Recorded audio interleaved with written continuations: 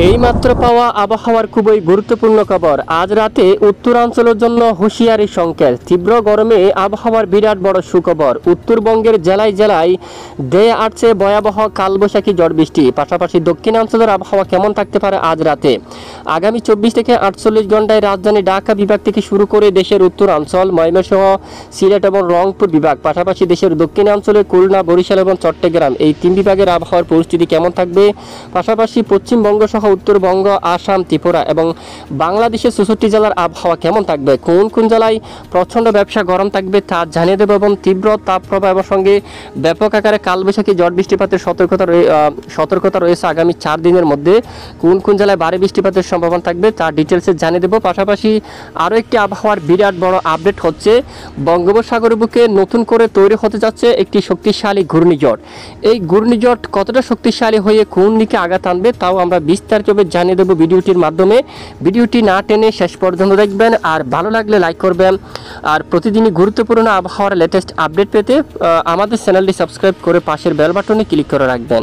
ভিডিওটি কোন জেলা থেকে লাইভ দেখছেন আর আপনার গ্রামের আবহাওয়ার পরিস্থিতি বর্তমান কেমন অবশ্যই কমেন্ট করে জানিয়ে দিন।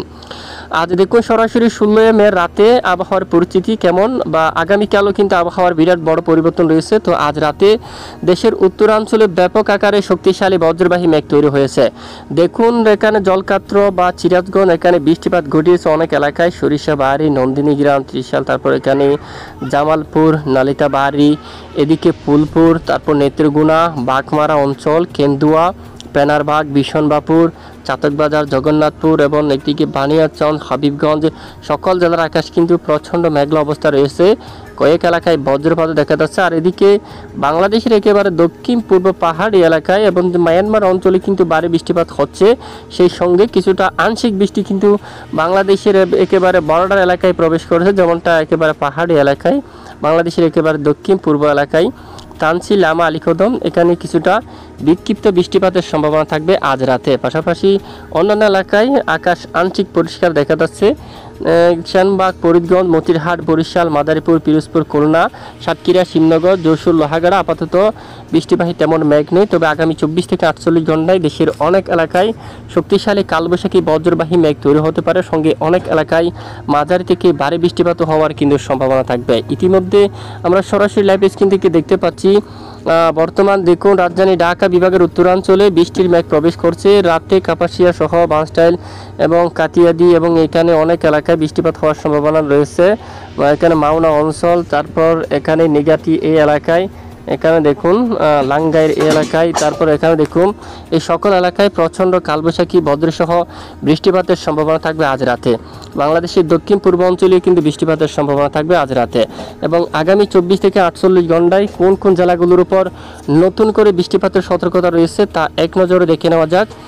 আগামীকাল শনিবার 17 মে বৃষ্টিপাতের প্রবল আশঙ্কা দেখা যাচ্ছে দেশের উত্তরাঞ্চলের জেলাগুলোর উপর। জেলায় জেলায় শক্তিশালী কালবৈশাখী ভয়াবহ ঝড় বৃষ্টিপাতের প্রবল সম্ভাবনা কিন্তু দেখা যাচ্ছে।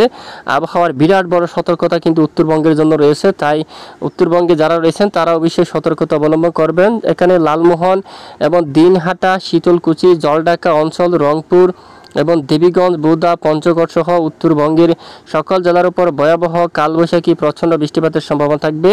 পাশাপাশি এদিকে বাহাদুরবাদ অঞ্চল, তারপর এদিকে সরিষাবাড়ি, তারপর এখানে নালিতাবাড়ি, দালু অঞ্চল, উত্তরবঙ্গের আরও বেশিরভাগ এলাকায় শক্তিশালী বজ্রবাহী মেঘ তৈরি হয়ে মাঝারি থেকে ভারী বৃষ্টিপাত হওয়ার সম্ভাবনা থাকবে।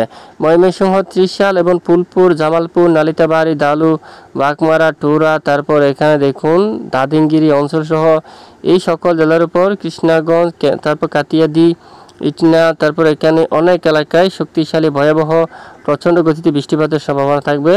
পাশাপাশি এদিকে দেখুন ফরিদপুর, তারপর এদিকে মাগুরা, তারপর বালিয়াকান্দি, মকসুদপুর, শিবচর, পাংশা, তারপর এখানে এই যে বেরামরা অঞ্চল, লালপুর, তারপর পুতিয়া এবং এদিকে পাবনা সহ এই সকল জেলার উপর শক্তিশালী ভয়াবহ বজ্রসহ বৃষ্টিপাতের সম্ভাবনা থাকবে আগামীকাল।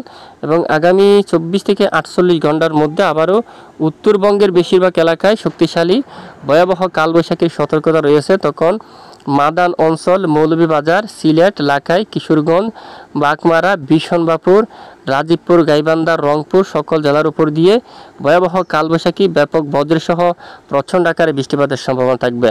মূলত আগামী 24 থেকে 48 ঘন্টায় সবচেয়ে বেশি বৃষ্টিপাত সক্রিয় থাকতে পারে দেশের উত্তরাঞ্চলের 3 বিভাগ এখানে উত্তরাঞ্চলে রংপুর, ময়মনসিংহ, সিলেট এই 3 বিভাগের জেলায় জেলায় শক্তিশালী কালবৈশাখী ঝড় বৃষ্টিপাতের প্রবল আশঙ্কা দেখা যাচ্ছে। পাশাপাশি দেশের অন্যান্য এলাকায় বিক্ষিপ্ত কিছুটা কালবৈশাখী তৈরি হতে পারে এবং অনেক এলাকায় অস্বস্তিকর ঘুমট ব্যবসা গরম থাকতে পারে বেশ কিছু এলাকা জুড়ে।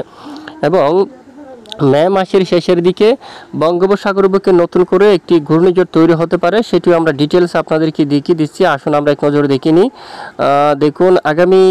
দেখুন একেবারে মে মাসের শেষের দিকে 25-26 তারিখের দিকে আমরা চলে যাচ্ছি। এদিকে আরব মহাসাগর বুকে কিন্তু ঘূর্ণিঝড় তৈরি হচ্ছে এবং পাশাপাশি বঙ্গোপসাগরে কিন্তু শক্তিশালী ঘূর্ণিঝড়ের পরিবেশ তৈরি হচ্ছে। আগামী দেখুন 28 তারিখ নাগাদ এটি ধীরে ধীরে শক্তি বাড়িয়ে একেবারে 29 তারিখ নাগাদ উপকূলীয় অঞ্চলে আঘাত করার প্রবল আভাস কিন্তু উঠে আসছে, ইতিমধ্যে আশঙ্কা কিন্তু দেখা যাচ্ছে।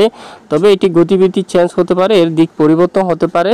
যদি পরিবর্তন ঘটে আমরা জানাবো, আমাদের সঙ্গে থাকবেন। এটি সরাসরি চট্টগ্রাম বিভাগের উপকূলীয় অঞ্চল দিয়ে আঘাত আনার প্রবল আশঙ্কা কিন্তু দেখা যাচ্ছে। পরবর্তীতে এটি যদি চেঞ্জ হয় অবশ্যই আমরা জানাবো, সঙ্গে থাকবেন। এ হচ্ছে আজকের গুরুত্বপূর্ণ আপডেট। এটুকু সঙ্গে থাকার জন্য অসংখ্য ধন্যবাদ।